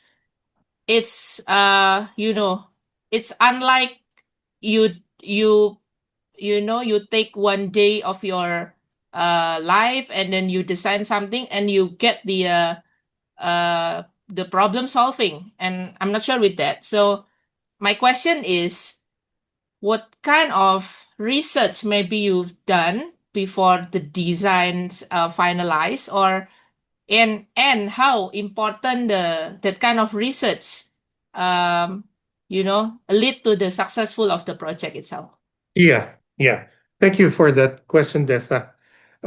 Research is a key component in all of the design exercises, not just for the projects that we do, but for everybody. We never start a project without doing extensive research, especially for a significant project like One Ayala. So, what are these research? We have done the developer, has undertaken various feasibility studies and research before they even came up with the project brief or the terms of reference that was given to us as the architect of record. No, and some of these researches include the market feasibility study. We have the economic feasibility study. We have the legal feasibility study. And then on the technical side, sorry, to add to that, we also had the socioeconomic feasibility study now. And on the technical side, of course, we did some geotechnical investigation, since previously what was standing there was just an 8-10 story building right now.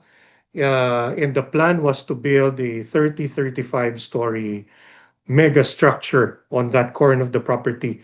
So that was very, very important.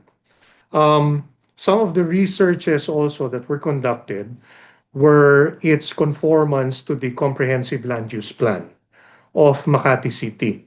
There is also what we call the Makati City Estate Association, which also have their own guidelines, which we should strictly follow.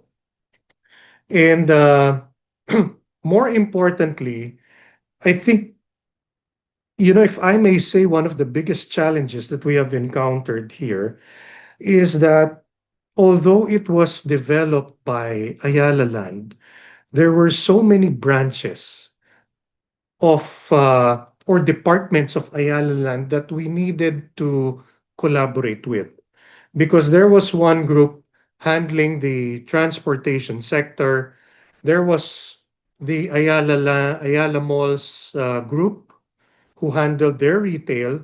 There's the office group, and then there's the hotel group, each with their own requirements, each with their own wish list, and how to integrate this into one infrastructure, into one project without setting aside each requirement is one of the key activities that we had to undertake. So it was months and months of deliberation. It was months and months of consultation, which to prioritize. Of course, one would say, I would like to face Ayala Avenue. One would say, I wouldn't want to face EDSA because that's just a road. So compromises had to be made until we came up with a solution that is a win-win for everybody. Wow, super long journey then. Yes, And so many stakeholders inside with their own yes, requirements. correct. Okay. So, I got another questions for you. So from your experience, because I think a lot of participants here also young architects and maybe fresh graduated, and we are very very inspired by your projects, your story, etc. So from your experience, how can the young architects develop empathy? Because I think it's one of the key points also when you are doing your practice on your designs. We can see Yes, from your projects. yeah, So how the young architects can develop more empathy within the design process, especially in today's fast-paced and commercially driven environment, and especially with the technology, AI, etc. yeah. And, it's very easy to just generate a design through AI, etc. So then Yeah. sometimes kind of like we lost the feeling. Then how is it? Like, what is your suggestion, maybe? Okay. That's a very interesting question, and it's good you brought up AI, because sometimes AI makes us feel so powerful and in control, that we do not need to collaborate anymore.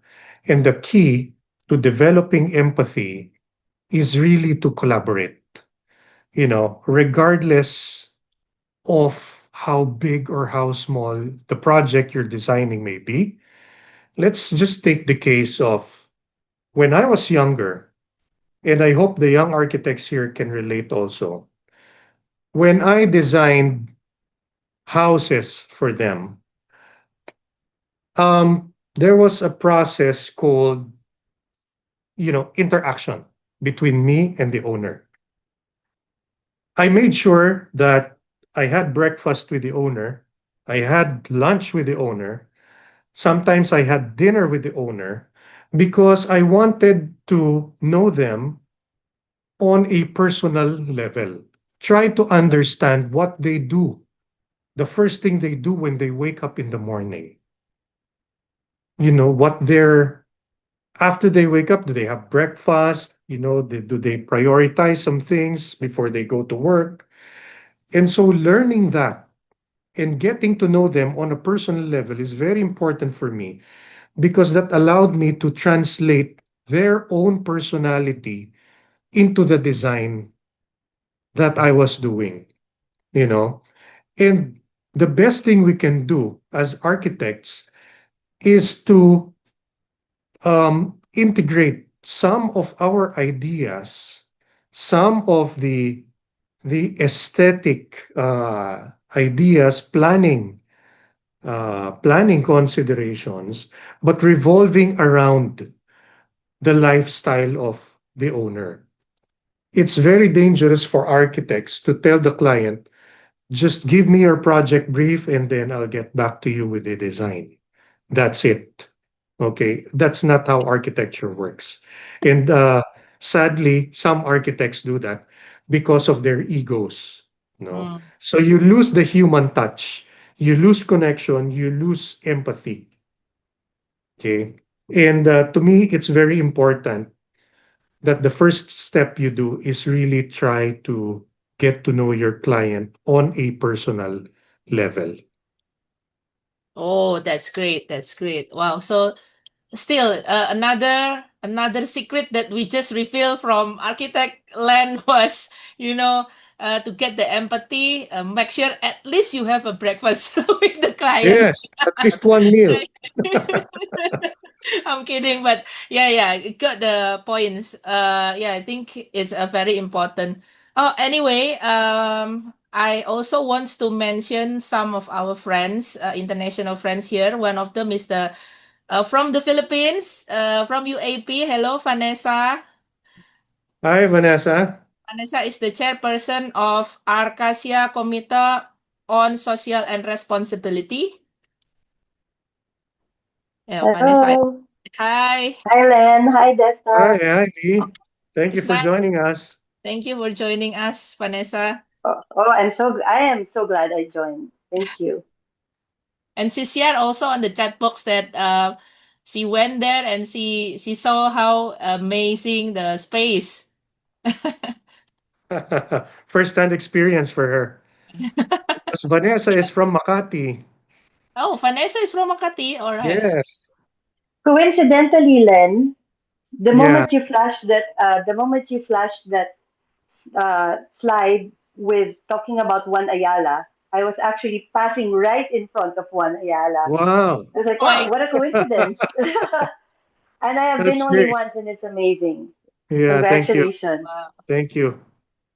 I think next program will be maybe our chairman Pak Erlangga Winoto. We can have a trip together. I Yogyakarta goes to Philippines, Manila, and to see the Sure. projects. I'll be your tour guide. Wow, that would be amazing. And we also have our Arcasia friends here, CK Lim from SIA, also Mhm. chair in Arcasia.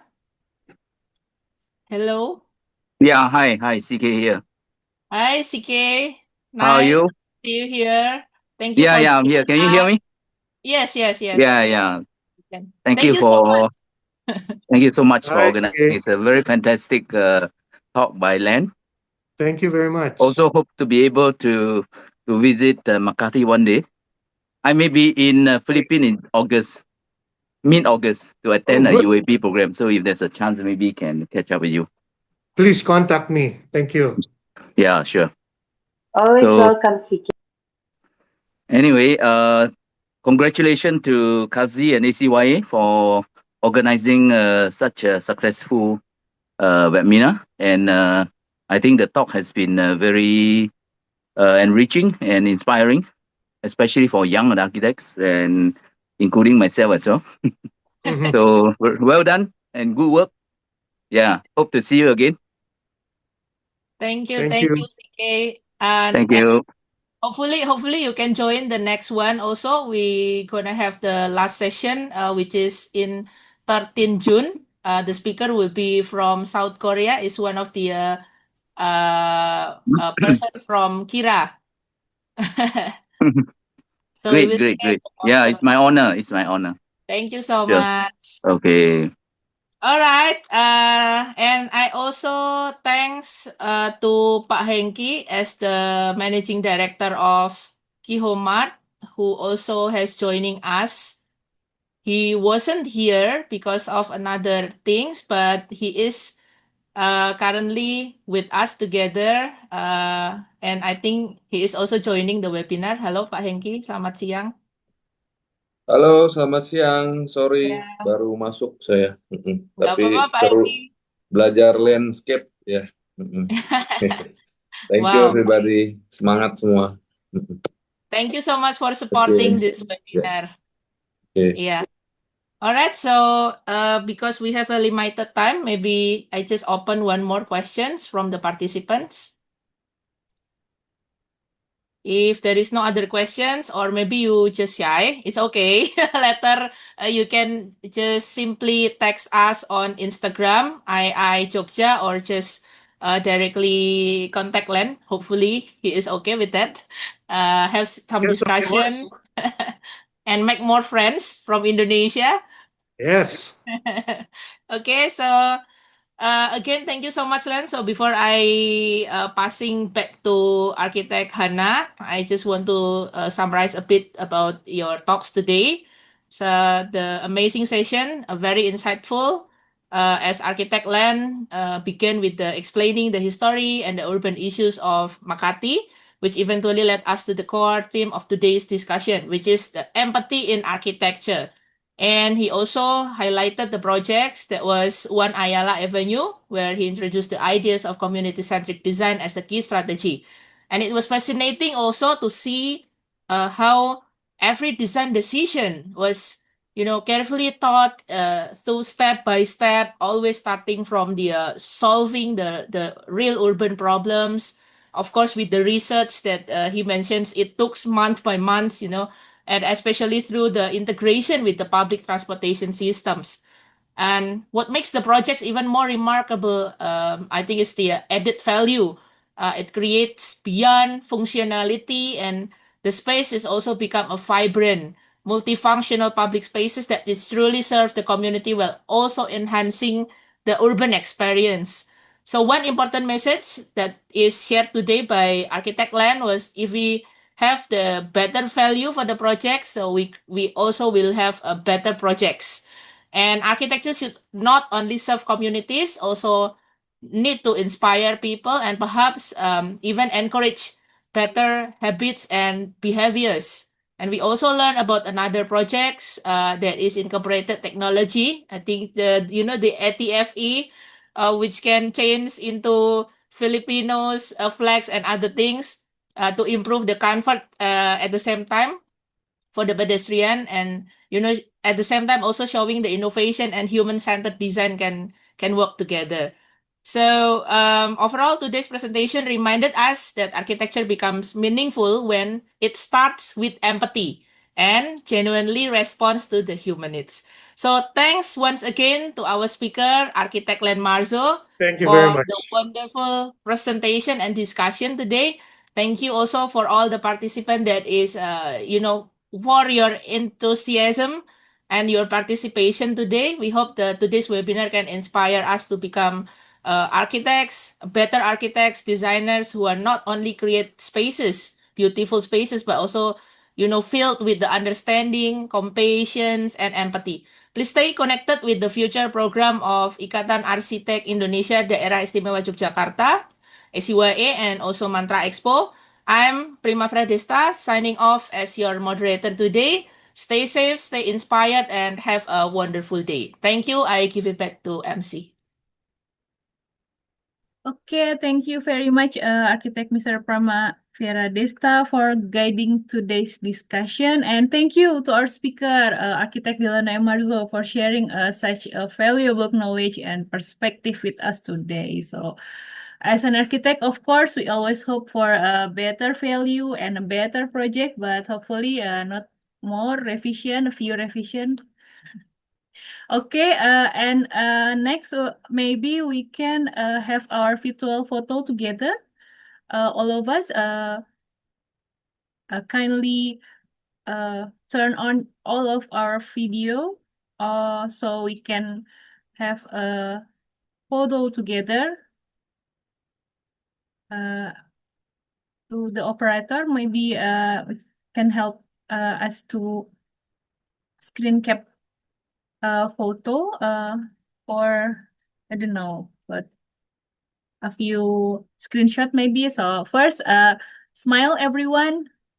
First slide goes 1, 2, and 3. And then second slide, keep smiling. 1, 2, and 3. Okay, third slide. 1, 2, 3. Just a few more. Again, 1, 2, and 3. Be patient, guys. After this, we have a trivia session. So once more, 1, 2, and 3. Operator, is that enough? Maybe for the virtual photo? Okay, maybe we can go on to our next session. Thank you. As I mentioned earlier, today we will have a special door prize, and 5 lucky winners will receive Qhomemart voucher worth 100,000 and 3 free ticket for the next webinar. Now we are giving you 2 extra minutes for those who haven't filled in the link yet. Previously, I shared to you guys about the link. Maybe you can scan this QR code. Brother, can you show us the QR code? I'll give you 2 extra minutes to scan this and fill in the link. So you can join the wheel, okay? And also, we would like to remind all participants that the link provided is not only for the lucky draw, but also for attendance confirmation to claim your certificate. Jadi, ini juga akan dipakai untuk absensi ya, Bapak Ibu dan hadirin sekalian. Jadi, silakan di-scan. Make sure you complete it now so you don't miss our chance to join the lucky draw. Okay, 1 minute left before we begin our trivia session.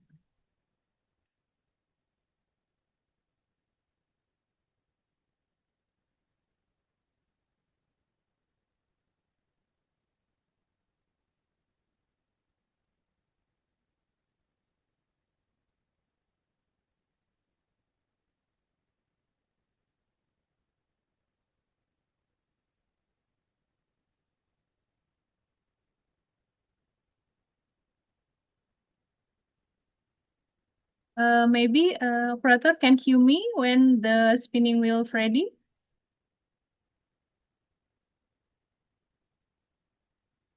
For participants who joined our previous webinar session, you may remember that we shared only 3 lucky draw winners before, but now we are sharing 5 lucky winners plus 3 free ticket for the next webinar.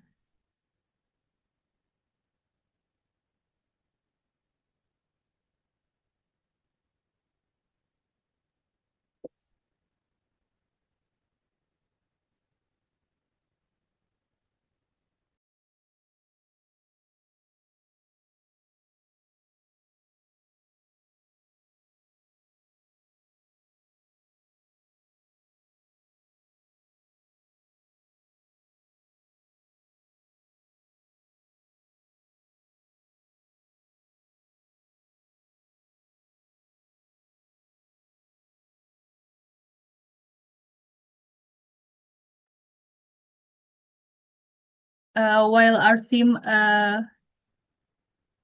make the spinning wheel ready, I hope you guys can scan the QR codes before and fill in the blank. I give you a few more minutes to fill the link.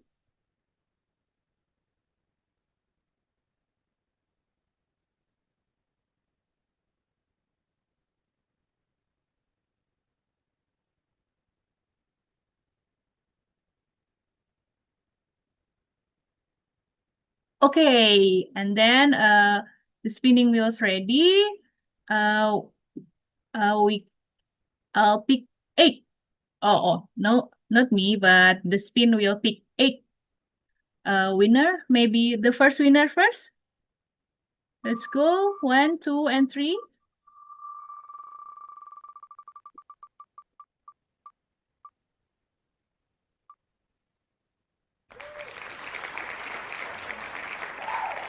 Okay, the first winner is Rina Aulia Adi Nugraheni. Congratulations, you You've got Qhomemart voucher worth 100,000, and second one is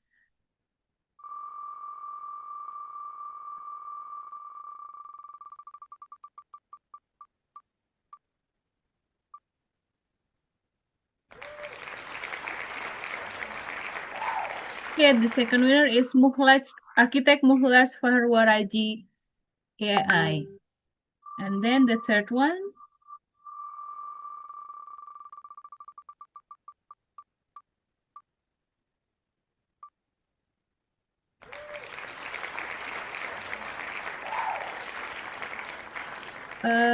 F. Albert Fangidae for the third winner, and then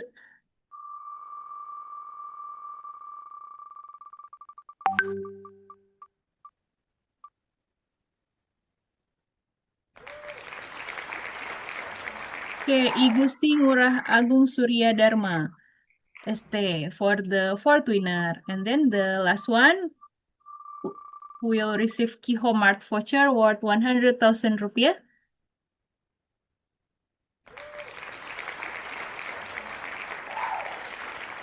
Julius Robert Pratama. Congratulations to the winner, and we will draw 3 more for a free ticket for the next webinar.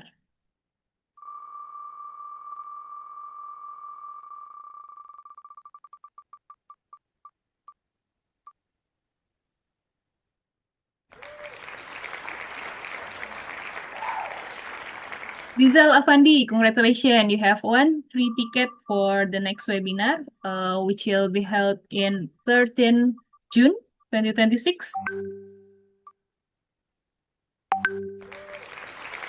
And the second is Happy Duchovny Young. Oh, maybe Architect Dista will help us tell me who's this one. And then the third one is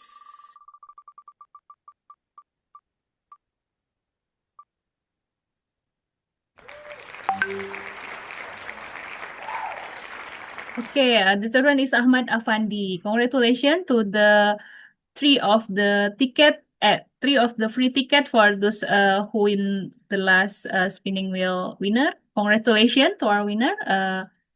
And then as mentioned earlier, today marks the third session of our international webinar series. We will continue this series every month, featuring renowned international speakers from Thailand, Singapore, the Philippines, and South Korea. So don't forget to join our last webinar in 13 June 2026, and please make sure to reserve your seat for the upcoming session.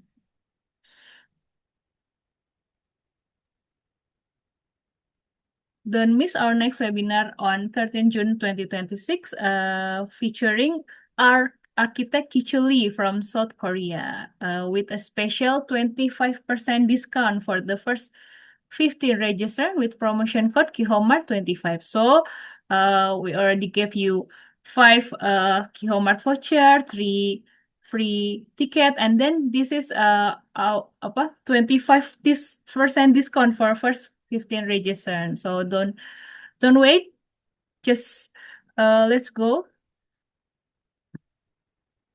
Okay, we would greatly appreciate it if you could take a moment to share your feedback on today's webinar. Your input will help us improve future event. So we look forward to hearing your valuable feedback. Ladies and gentlemen, on behalf of the organization committee, we would like to express our sincere appreciation to our keynote speaker, our moderator, Qhomemart, AAI Yogyakarta chapter, our sponsors and partners, and all participants who join us today.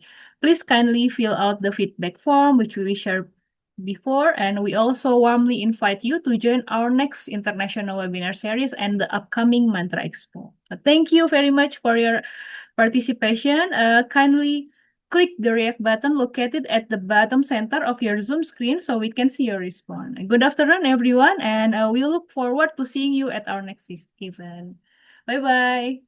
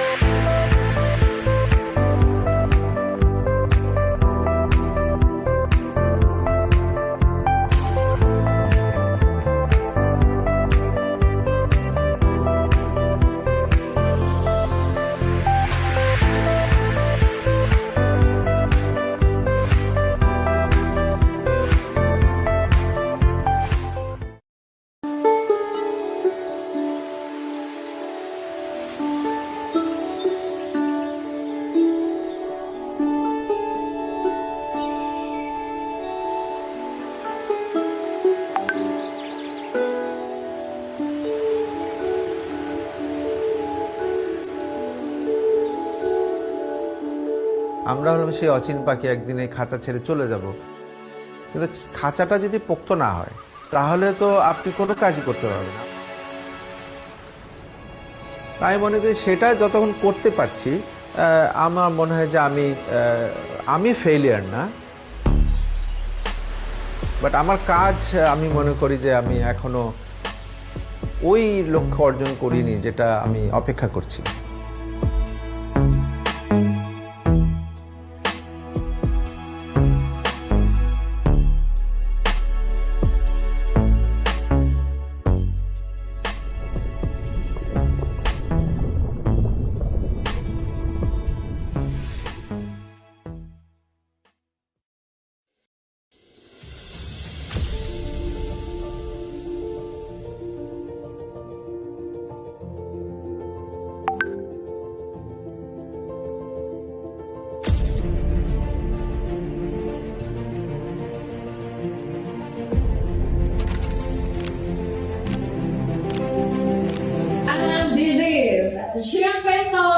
Ceremony.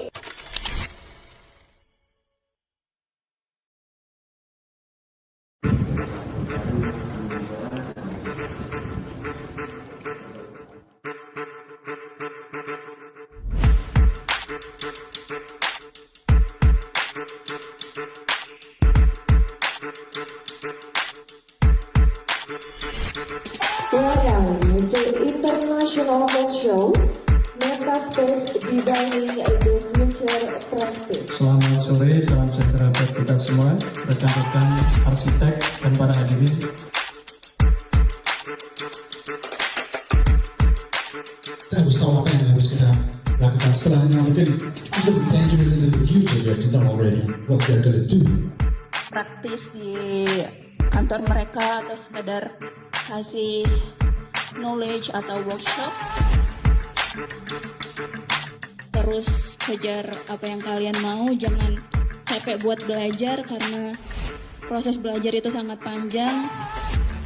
Terima kasih YAI Jogja sudah mengundang kami, acaranya luar biasa, menyenangkan sekali, semoga bermanfaat. Terus makanan-makanannya enak, luar biasa.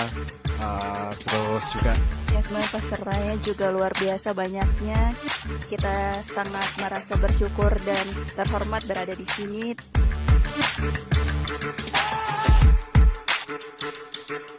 Kami berlokasi di Jalan Raya Jati. Kami menyediakan bahan bangunan.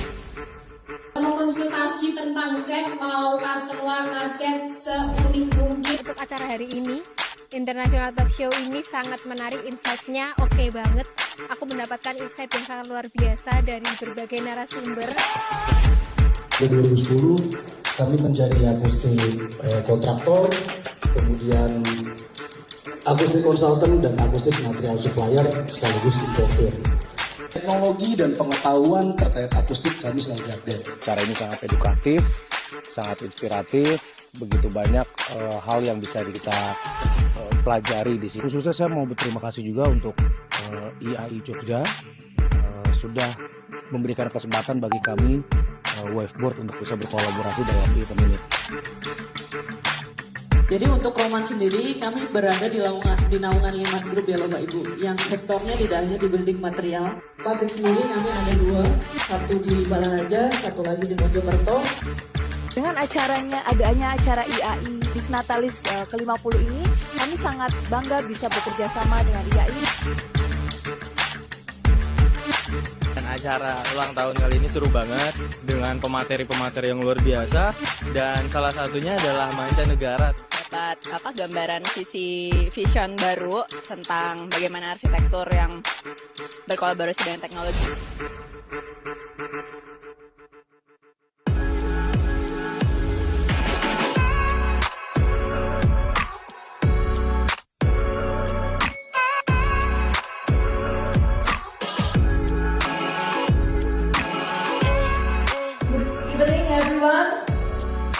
Selamat malam Bapak Ibu hadirin yang terhormat dan juga para pembicara yang luar biasa. Yeah, architects, can you please raise? Just Sumatra is drumming. Yeah, it's a concept. It's competition Satwa. From Sarijaya, Malaysia. So maybe we just start. There's a lot of apartments in developed towns in Kuala Lumpur. Malaysians also love to live in a landed house, but I think Indonesia love it more.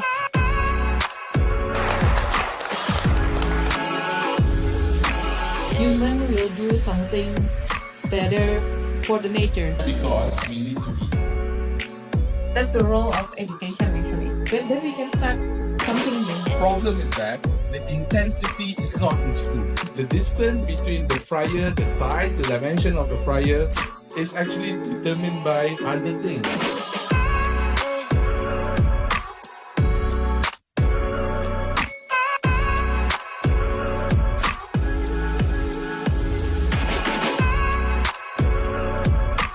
And I'm here and I'm very happy to share my candid experience with all the IAI Daerah Istimewa Yogyakarta members. Today, I think we reached a huge milestone, which is 50 years anniversary. And I want to thank everyone for welcoming me towards this event. And I want to ensure that we create this long-lasting relationship. Okay, the idea of being in this particular region together so we can push for a better built environment. Acaranya asik banget, sebenarnya nggak nyangka ternyata tandemnya seru.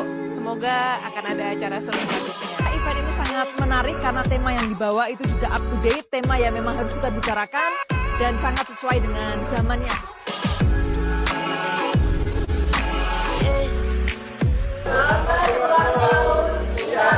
Jakarta Istimewa. And this is Champagne Toast Ceremony. Selamat ulang tahun IAIDY 50 tahun.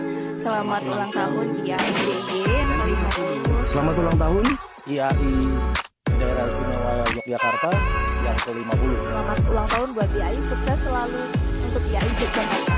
Ke IAI sendiri, selamat ulang tahun. Ucapkan selamat ulang tahun ke-50 untuk IAIDY.